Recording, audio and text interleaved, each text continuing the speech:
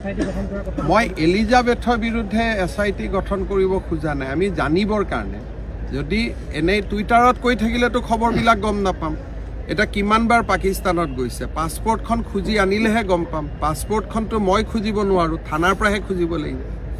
গতিকে ইয়াৰ এটা প্ৰক্ৰিয়া আছে। আমি ৩-৪ দিন প্ৰথম অৱস্থাত এইটো এটা পলিটিকেল ডিবেট আছিল, কিন্তু এতিয়া বিষয়টো ঘনঘোৰ এটা অৱস্থাত গুচি গৈছে। কাৰণ তৰুণ গগৈৰ বোৱাৰী এগৰাকী বিয়াৰ পিছত পাকিস্তানত যাব, এইটোতো কোনেও অসমত কল্পনা কৰিব নোৱাৰা কথা এটা।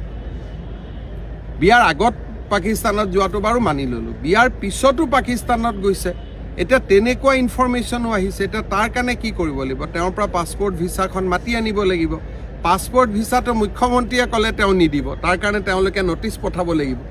গতিকে লিগেল ব্যৱস্থা এটা ইমান দিন আমি ধৰক টুইটাৰত প্ৰেছত যি কথা পাতিলোঁ, কিন্তু নেক্সট পৰ্যায়তো আপুনি যাব লাগিব। কাৰণ ISR কথাটোতো আমি এৰি দিব নোৱাৰোঁ। বেলেগ কথা আপুনি এৰি দিব পাৰে, কিন্তু when it comes two involvement of ISI,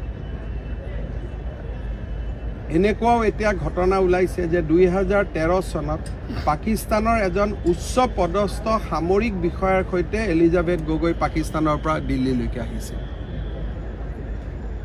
তেনেকুৱা তথ্য এতিয়া ওলাইছে।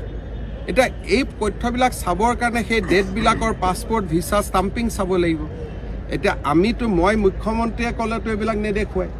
সেইবিলাক কেতিয়া দেখুৱাব? যেতিয়া আমি ইমিগ্ৰেশ্যনক চিঠি লিখিম, আমি যিটো গভৰ্ণমেণ্টৰ ভিছা ষ্টাম্পিং কৰা ওলোৱা যিবিলাক অৰ্গেনাইজেশ্যন আছে, তেওঁলোকক আমি চিঠি লিখিলেহে আহিব এইবিলাক।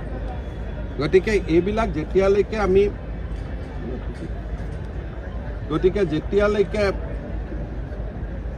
যেতিয়ালৈকে এই চিঠি পত্ৰবিলাক আমি সংগ্ৰহ কৰিব নোৱাৰোঁ অফিচিয়েলি, আপোনালোককতো মই কৈ থাকিলে আজিয়ে 2খন ফটো লগাই, এখন ফটো বেলেগ, এখন ফটো বেলেগ। কিছুমান মানুহ এক্টিভ হৈছে, 2খন ফটোৱে পাকিস্তানৰে।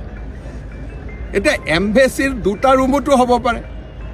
এতিয়া মানুহৰ এই যে এটা সহানুভূতি দেখুওৱা এটা চক্ৰ আছে। MP জনেতো কোৱা নাই মই যোৱা নাই বুলি, তেওঁ কৈছে মই গৈছোঁ।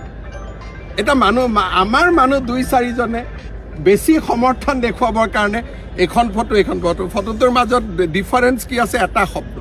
লেকচাৰ চিৰিজ বুলি এখনত শব্দটো আছে, এখনত নাই। কিন্তু এম্বেচিত যোৱাটোতো তাত কোনেও ডিনাই কৰা নাই। গতিকে এই যে সহানুভূতিশীল চক্ৰটো আছে, তেওঁলোককো আমিতো কাগজ পত্ৰ দি বুজাব লাগিব ন, যে চাওক এইখন ভিছাৰ কপি, এইখন পাছপৰ্টৰ কপি, এইটো ষ্টাম্প হয়। সেই খবৰখিনি লিগেলি আনিবৰ কাৰণে এতিয়া আমি কেছ এটা যদি ৰেজিষ্টাৰ নকৰোঁ, আমি লিগেলি আনিব নোৱাৰোঁ। সেইকাৰণে কালি গোটেই বিষয়টো কেবিনেটত চিৰিয়াছলি আমি আলোচনা কৰিম।